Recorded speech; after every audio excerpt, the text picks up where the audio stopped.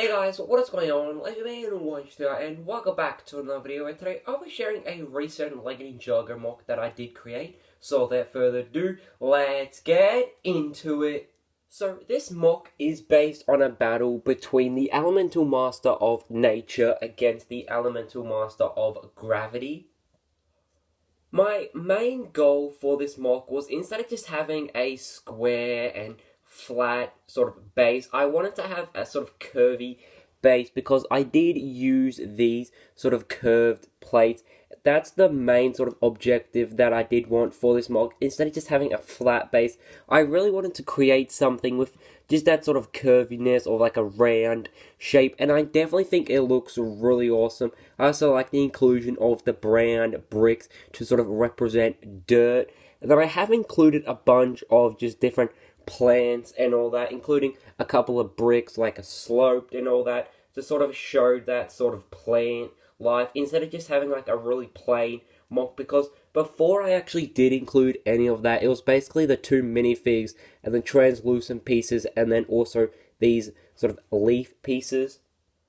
And the reason I did add all this plant life was to make it look a little more interesting instead of just looking plain, because originally it was just all flat. There was really nothing to it apart from the minifigs, the plants, and then also like the translucent pieces. So now moving on to the translucent pieces. For the Elemental Master of Nature, the translucent pieces represent like his elemental power worker, because originally I was trying to get it like attached to his staff so then like I wouldn't use any translucent pieces, but that really didn't work as well, because every time like you put them on there, like the minifig would either fall or like his staff would just go like low to the ground. So that is why I used translucent pieces there. Then for the Elemental of Gravity, I did use a translucent piece, but like a bit more of a taller one, to sort of represent him sort of floating up in the air to actually dodge these plant pieces, because the Elemental Master of Nature is actually shooting at him, so then he quickly sort of uses his elemental power to dodge it. So that is why I used translucent pieces. I was trying to go for like a translucent white to make it look a little more convincing, but I didn't have enough pieces for both of the translucent pieces, which I used for the Elemental Master of Nature and the Elemental Master of Gravity.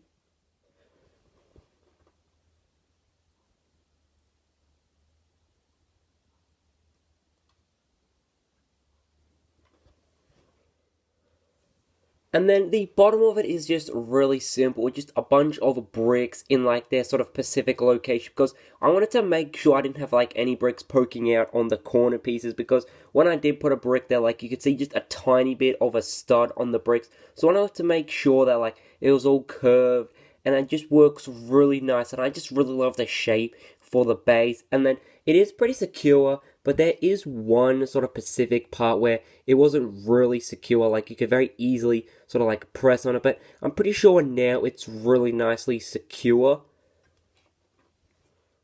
It was definitely really enjoyable creating this type of mock, specifically the base. Instead of just having a flat and boring sort of base for the mock, I wanted to sort of create this sort of curvy and circular base, and I definitely think it works really nicely for this type of mock, two elemental masters against each other.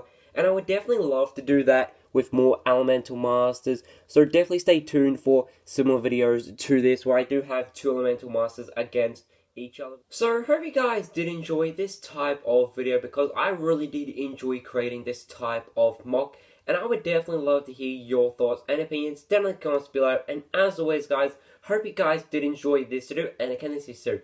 Goodbye!